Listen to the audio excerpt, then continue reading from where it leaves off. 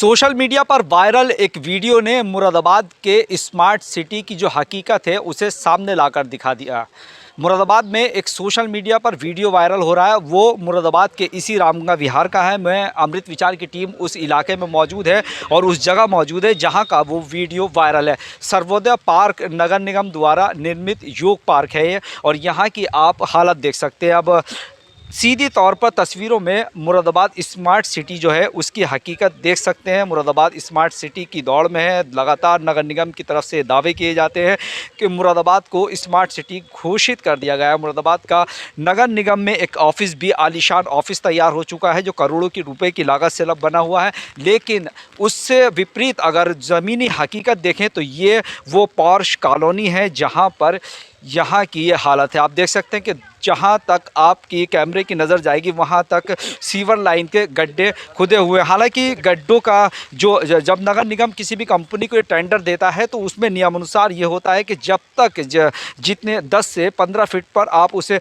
खुदाई करेंगे, उसे ठीक करेंगे और फिर उसके बाद दूसरे इलाके में जाकर उसका काम को बढ़ाएंगे। लेकिन यहाँ पर आप देख सकते हैं कि जहाँ तक आपकी नज़र जाएगी वहाँ तक सीवर लाइन के गड्ढे खुदे हुए हैं। वजह इसकी ये रही कि कल मुरादाबाद के इसी इलाके में एक स्कूली बस यहाँ धंस गई, इन्हीं गड्ढों में धंस गई, जिसकी वजह से एक बड़ा हादसा होने से बच गया। हालांकि ड्राइवर की सूझबूझ से यह हादसा होने से बचा है, लेकिन जो इलाके के जो लोग हैं, जो जिम्मेदार लोग हैं, जो पेरेंट्स हैं, वो हमारे साथ में आइए उनसे बात कर लेते हैं। सर, सबसे पहले नाम जानना चाहेंगे।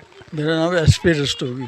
सर, कल एक हादसा होने से बचा है, यहाँ पर एक बड़ा हादसा हो जाता है। स्कूली बच्चों की जो बस थी, मेरे सामने की बात है। मैं एक चश्मदीद हूँ, मैं बच्चे को अपने घर से छोड़ने यहाँ तक आया। मैं मेरे सामने ही ये हुआ एकदम। बस जैसे ही इसने टर्न लिया, इसने थोड़ा सा ये जो मैन होल बना हुआ है तो एकदम उसके आगे वाला पहिया भी थोड़ा सा आगे जाके धंसा, पिछला वाला पहिया राइट साइड का एकदम ज़मीन में घुस गया। एकदम बस जो थी टेढ़ी हो गई, तिरछी हो गई। वो तो ईश्वर का को धन्यवाद ही देने वाली बात है। अदरवाइज कोई भी बड़े से बड़ा हादसा हो सकता था। पता नहीं क्या हो सकता था, कुछ कहा नहीं। सही कहा कि एक बड़ा हादसा हो सकता था। हालांकि रेस्क्यू करके क्रेन मंगाकर उस बस को निकाला गया है। कुछ पेरेंट्स हमारे साथ और हैं। क्या नाम आपका? जी, मैं प्रिया रस्तोगी। मेरा भी बच्चा जो है वो रानी प्रीतम स्कूल में ही पढ़ता है।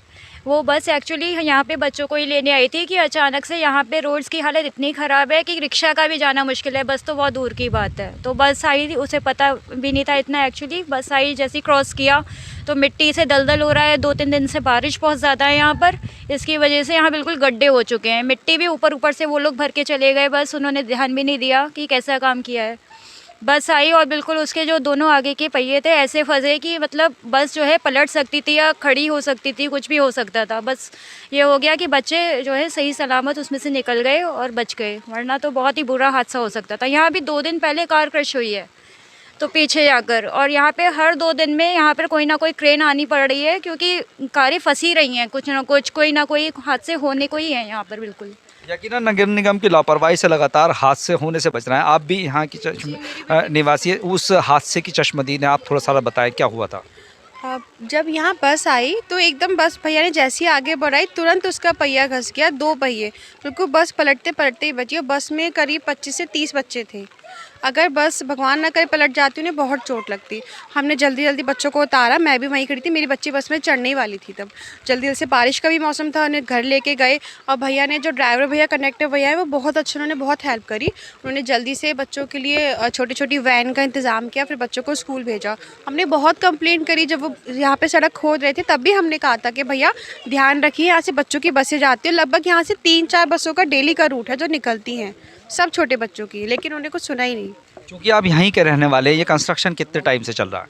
ये 10-12 दिन तो हो गई हैं अप्रॉक्स। अब बहुत ही लेजीनेस से चल रहा है, बहुत ही। आप खुद ही देखिए कितना गंदा काम करा है इन्होंने। बस जल्दी जल्दी खोदना है, और मिट्टी इन्होंने भरी भी नहीं है, मिट्टी डाली और जल्दी जल्दी ट्रॉली से उठवाते हुए निकालते चलते जा रहे हैं।